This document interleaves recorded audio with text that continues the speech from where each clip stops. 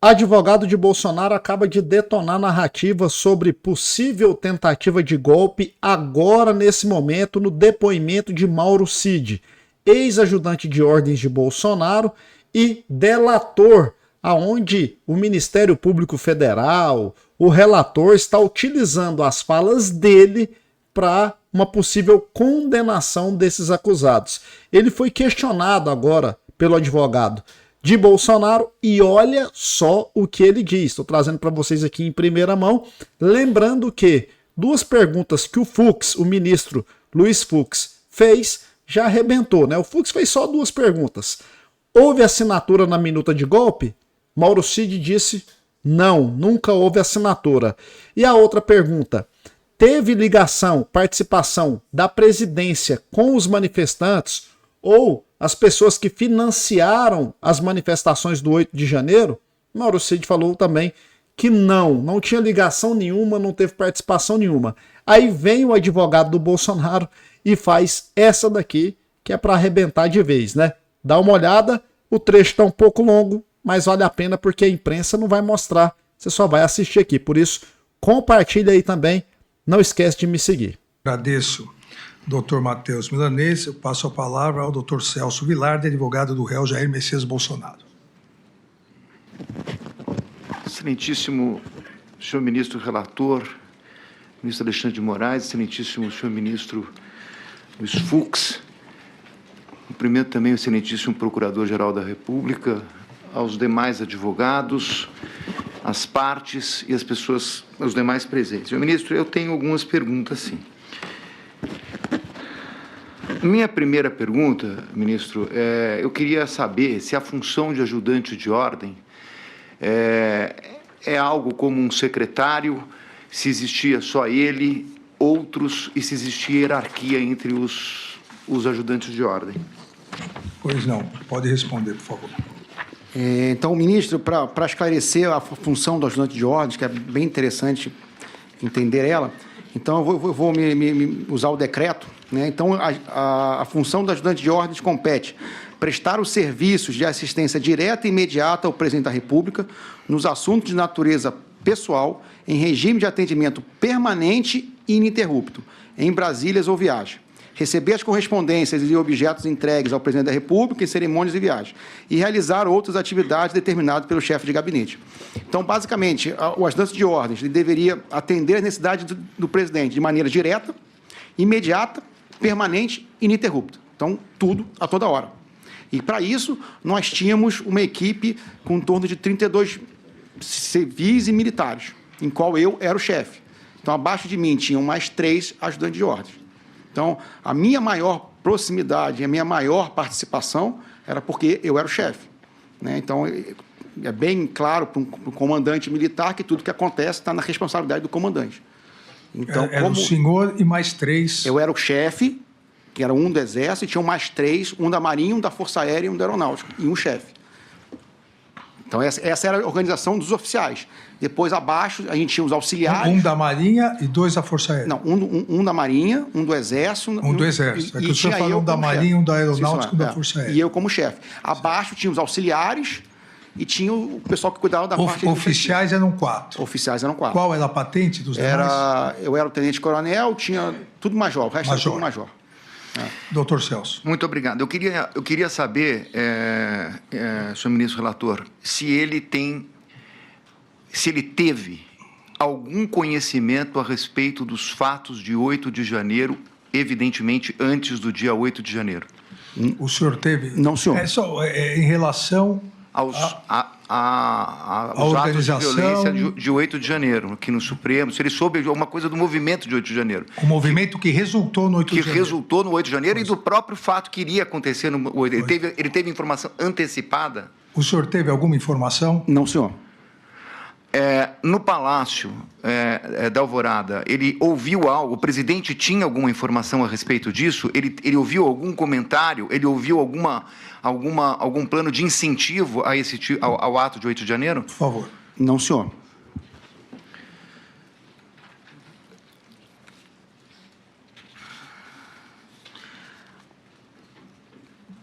Tem uma frase senhor ministro relator, que ele respondeu 2 vezes, eu anotei aqui entre aspas, não foi encontrada, se não for encontrada a fraude, nada vai acontecer.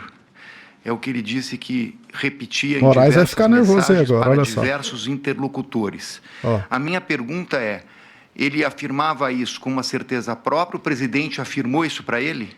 Se não houver fraude, não vai acontecer nada? Isso foi uma afirmação do presidente? A questão do doutor Celso se não houvesse fraude, não haveria golpe. Se houvesse fraude, haveria golpe. Essa é a questão, doutor Celso? É isso. Não Por foi favor. encontrada a fraude, nada vai acontecer. Essa é a É questão. isso, por favor. Doutor ministro, uma das primeiras mensagens minhas que eu troquei, né, com o Colocando Cavalieri, palavra eu na creio, boca do advogado, né? logo no começo, deixa eu ver se eu achar aqui. Golpe.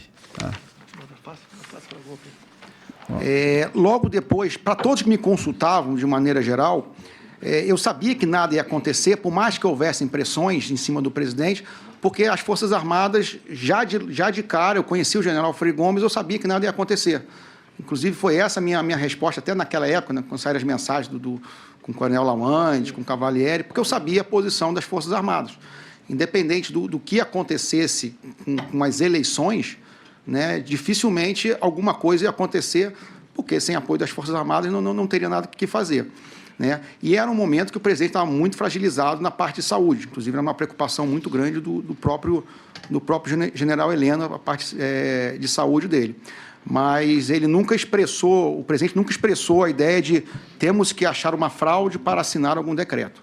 Isso... Ele nunca expressou... Não, esse tipo de não conversa... havia esse condicionante. Não havia esse condicionante. Doutor Ele Celso. ouviu, o presidente tem uma frase famosa, mas eu quero saber no âmbito ali do Palácio, naquele contexto dos meses de novembro e dezembro. Ele ouviu o presidente dizer que só agiria dentro das 4 linhas da Constituição? O senhor ouviu isso? Sim, senhor.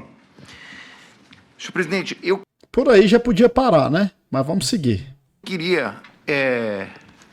O ministro relator está falando, senhor presidente, mas o senhor está presidindo, então o senhor é relator, Presidindo a sessão. presidente, então vamos... Presidente, relator é tudo. Eu queria... isso é uma pergunta que simplesmente eu não entendi. A reunião do dia 7 de dezembro, que foi uma pergunta específica de Vossa Excelência, a reunião de 7 de dezembro, ele disse que depois dessa reunião, ele teria falado com o comandante do Exército. Eu queria saber se foi nessa reunião, porque ele respondeu para o senhor, foi nessa, teve outra, eu queria saber se foi nessa reunião que ele apresentou um PowerPoint. Foi no dia 7 de dezembro que ele apresentou o PowerPoint? Eu repasso, mas eu me recordo que eu perguntei se no dia 7 havia apresentado o PowerPoint e disse que não, que foi numa anterior. Ou foi no dia 7? Ministro, agora, em termos de data, eu não tenho certeza. Foi na primeira reunião que teve, né, onde foi apresentado os considerandos... O cara mudou de versão várias Mas, vezes. né, foi nessa primeira... Então, vamos recordar para que não paire dúvida na pergunta do doutor advogado.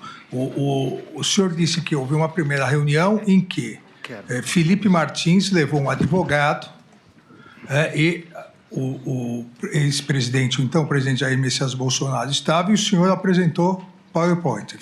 Não, nessa primeira reunião apresentou a minuta para o então presidente, ele fez algumas alterações, houve uma segunda reunião onde o senhor apresentou o PowerPoint. E nessa segunda se marcou a reunião do dia 7.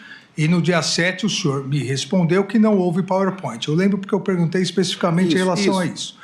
O senhor disse, inclusive, que no dia 7, o senhor não estava quando o presidente apresentou aos comandantes, que o comandante Freire Gomes, que depois lhe disse. Isso. Então, essa foi a sequência. Então, a pergunta do doutor Celso houve PowerPoint apresentado pelo senhor no dia 7? Não, senhor. Na segunda Não reunião, houve. não, senhor. Só houve na primeira, onde foi feito, apresentado só os considerandos. Certo. E, na verdade, não foi o PowerPoint, foi o próprio documento do Word... Apresentado na no telão. televisão. Certo. Por favor, doutor Celso. Muito bem. Agora eu vou para a reunião do dia 28/11 no Salão de Festa, que é essa que foi objeto das perguntas do doutor procurador. Essa reunião, no dia 28, no Salão de Festas, eu queria saber o seguinte, ele Eu vou pegar mais esses trechos que são os ele principais, tá? recebeu um WhatsApp, antes dessa reunião, um anexo. Esse anexo que ele recebeu, acho que por volta das 8h30 da noite, esse anexo era o anexo da carta que seria mandada aos comandantes? O senhor se recorda de ter recebido uma mensagem com um anexo nesse dia? Eu creio que sim. Eu acho que porque nesse dia foi o dia da divulgação da carta. E esse anexo era a carta dos comandantes?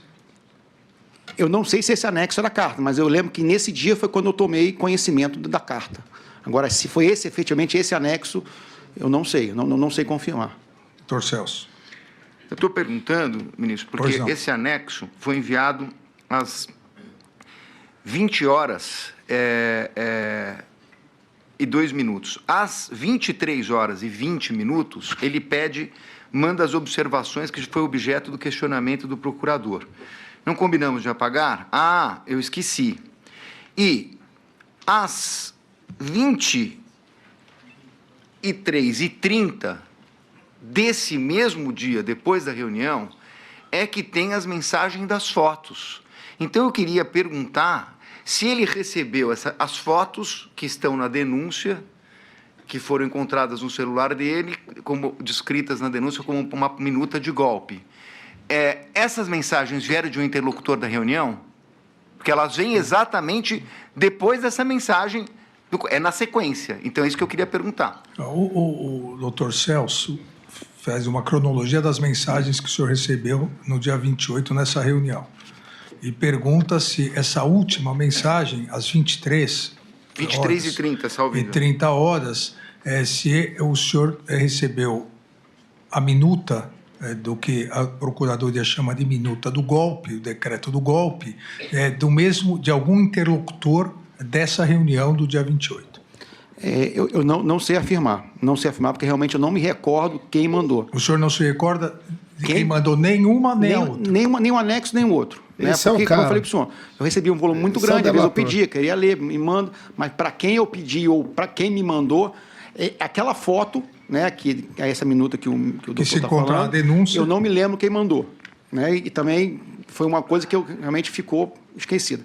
A outra, esse anexo, que possivelmente deve ter sido a carta aos comandantes militares, né, realmente foi nesse período. Eu não sei se foi efetivamente esse anexo, né, se foi esse anexo. Mas eu não consigo afirmar que se foi alguém desse grupo. Eu acho difícil.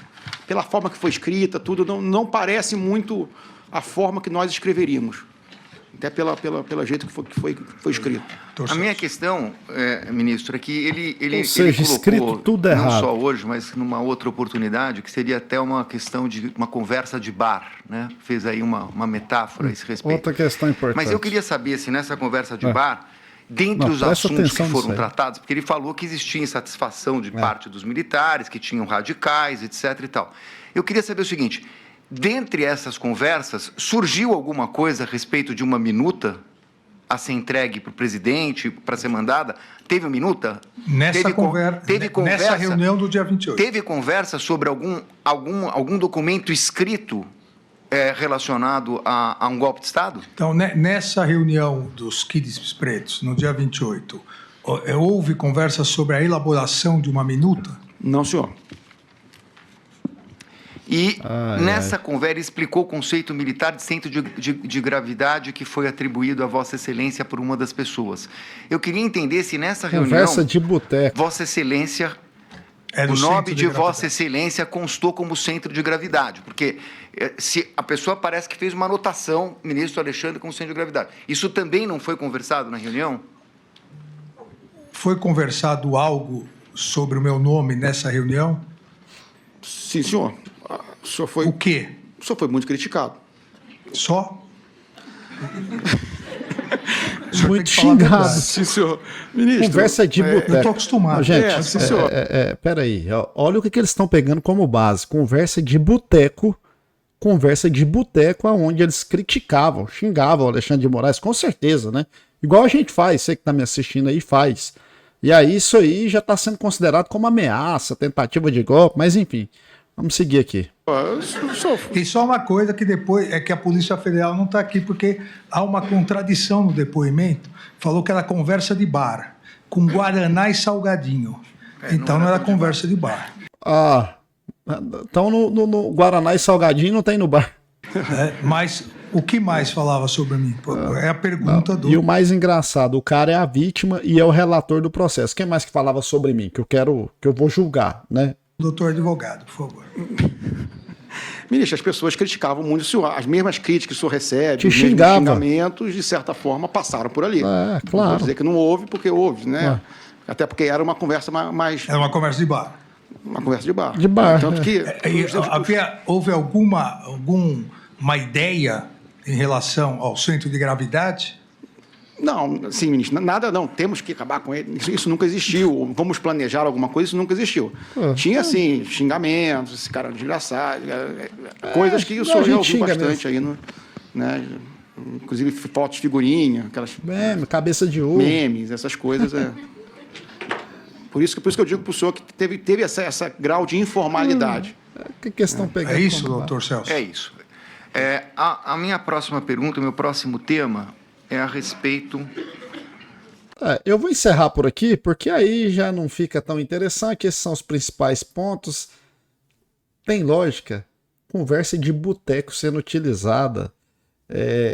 Não. O relator é a vítima da conversa de boteco. Houve planejamento dia 8? Não. Houve minuta? Não. A escrita? Não, a escrita horrível. Não foi nenhum de nós que fizemos. Ou seja, toda a narrativa cai por terra, mas vamos ver, né? Porque é a vítima que está julgando, né? É o cara que é o zoado na conversa de boteco, é o que vai julgar, então a gente não sabe o que vai acontecer. Ou na verdade a gente sabe, né? Uma das maiores aberrações jurídicas está prestes a acontecer. O que você acha? Deixa aí nos comentários, compartilha o vídeo, já se inscreve aí no canal, segue aí, ative o sininho. E vamos pra cima. Se você quer seguir quem tem coragem de falar a verdade, estamos aqui todos os dias para isso.